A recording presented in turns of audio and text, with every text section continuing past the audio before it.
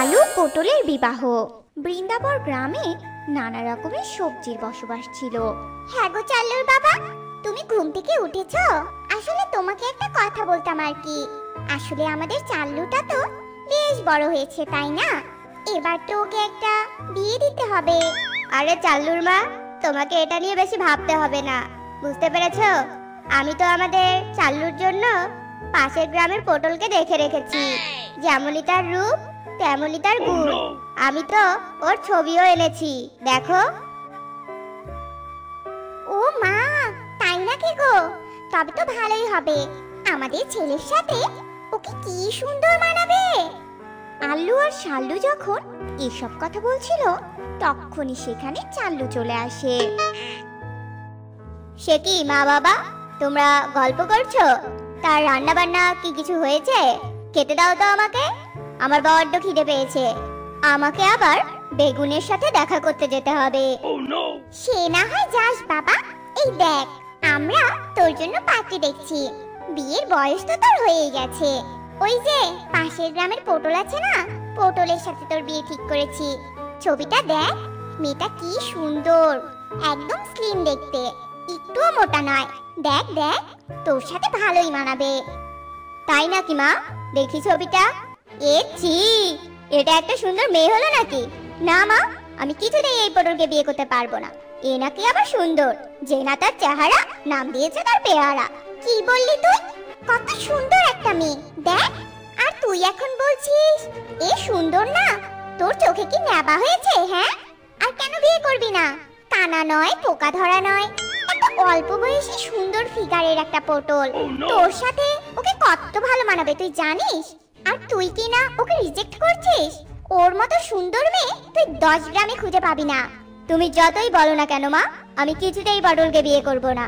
আমি তো বিয়ে করব আমাদের গ্রামের পিঙ্কি আলুকে। না না, আমি কিছুতেই পিঙ্কিকে মেনে নেব না।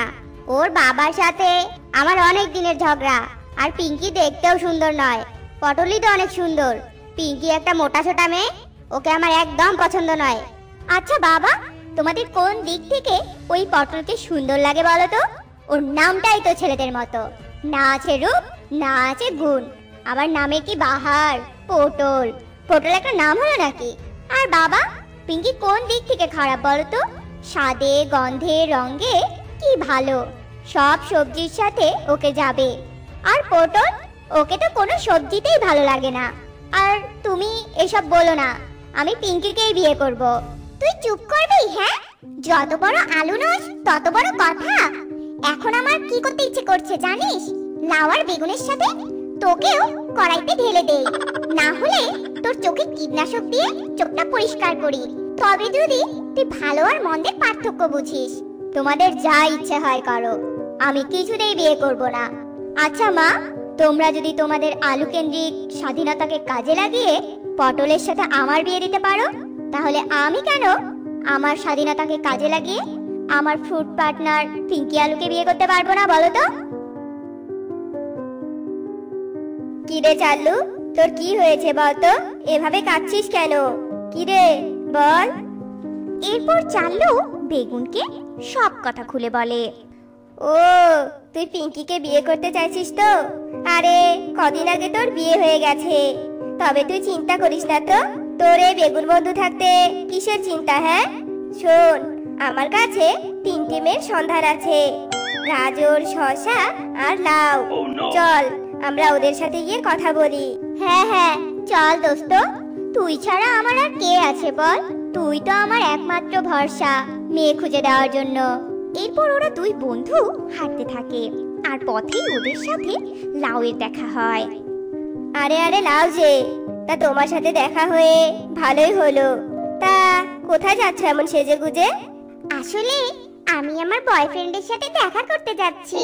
তোমরা কি বলবে বলো তো তাড়াতাড়ি, আমার দেরি হয়ে যাচ্ছে। আর ওদিকে আমার বয়ফ্রেন্ড কখন থেকে আমার জন্য ওয়েট করছে।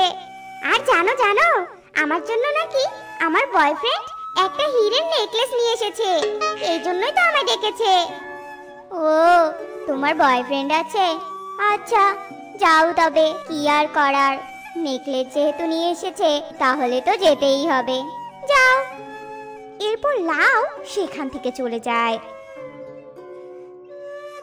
আরে বন্ধু, তুই মুখটা হঠাৎ এমন শুকনো করলি কেন রে? এটা হয়নি তো কি হয়েছে? হ্যাঁ, আমাদের তো হাতে আরো দুটো মেয়ে আছে। চল আমরা বরং শশার কাছে যাই।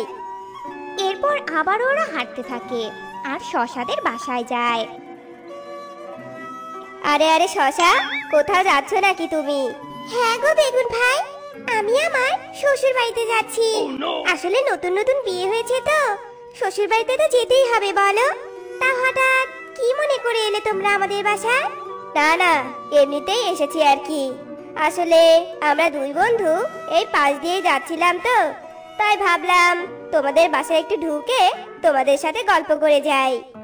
কি রে বেগুন, সবাই তো দেখছি ওদের জোড়া খুঁজে নিয়েছে, আমার কি হবে? আমার কি কোনো জোড়া হবে না? পিঙ্কির বিয়ে হয়ে গেছে, একজনের বয়ফ্রেন্ড আছে, আর একজন বিবাহিত মহিলাকে তুই দেখাতে নিয়ে এসেছিস। তোর কি আক্কেল জ্ঞান নেই? এবার আমার কি হবে? আমার কি ওই পটল ছাড়া কোনো গতি হবে না?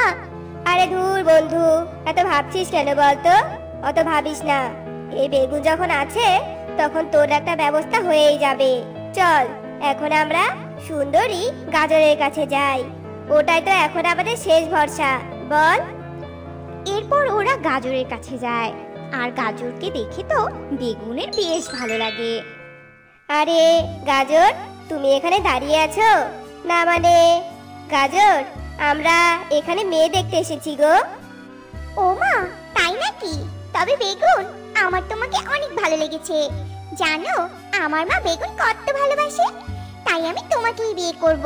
আর আলুর জাতকে আমার মোটেও ভালো লাগে না, এদেরকে আমার প্রচন্ড ঘৃণা লাগে। কেমন যেন বিদগুটে দেখতে, গোল গোল, আমার ভালো লাগে না। আমিও লম্বা, তুমিও লম্বা, আমাদের বেশ ভালোই মানাবে, তাই না? চলো না আমরা বিয়ে করে নেই। গাজর, ও গাজর, তুমি সত্যি বলছো আমাকে তোমার ভালো লেগেছে? আসলে জানো, এখানে এসে প্রথমে তোমাকে দেখে আমার বেশ ভালো লেগেছে। তুমি জানো, এই প্রথম কোনো মেয়ে আমাকে প্রপোজ করলো, তাই আমিও তোমাকে ভালোবেসে ফেলেছি গো। আই লাভ ইউ গাজর। চলো তাহলে এবার আমরা বিয়েটা করে ফেলি। হ্যাঁ তুমি ঠিকই বলেছো, চলো আমরা তাড়াতাড়ি বিয়েটা করে নেই। বন্ধু, এটা কি হচ্ছে? তুই আমার সাথে এটা কি করলি? এটা তুই করতে পারলি? আমার জন্য পাত্রী দেখতে এসে শেষে কিনা নিজেই বিয়ে করবি ভাবছিস? তুই এটা আমার সাথে করতে পারিস না। আমার পাত্রীকে তোরই পছন্দ হয়ে গেল? তোর ভালোই লাগে না, আমার আর বিয়েই হবে না। এবার আমার ভাগ্যে ওই পটলই আছে, আমি পটলকেই বিয়ে করব। এসব বলে চাল্লু কাঁদতে কাঁদতে বাসায় চলে যায় আর বাবা মাকে সবটা খুলে বলে। মা, আমি তোমাদের পছন্দের ওই পটল রানীকেই বিয়ে করব, তোমরা বিয়ের আয়োজন করো। আচ্ছা রে বাবা, তাই করছি আমরা। আর তুই ভাবিস না বাবা, তোদের কেউ অপছন্দ করবে না। দেখিস না মাংসের মাঝে আলু আর পটলকে কত সুন্দর মানায়, তোদেরকেও মানাবে বাবা। তোর ওপর আমাদের আশীর্বাদ আছে রে বাবা, তোরা সুখেই থাকতে পারবি। অন্য মেয়ে যদি তোর কপালে না থাকে তাহলে তুই কি করবি বল? তোর কপালে যে পটলকেই লেখা আছে। আর যথাসময়ে সব নিয়ম মেনে চাল্লু আর পটলের বিয়ে হয়। পটল চাল্লুদের বাসার সব কাজ করত, সবার খেয়াল রাখত।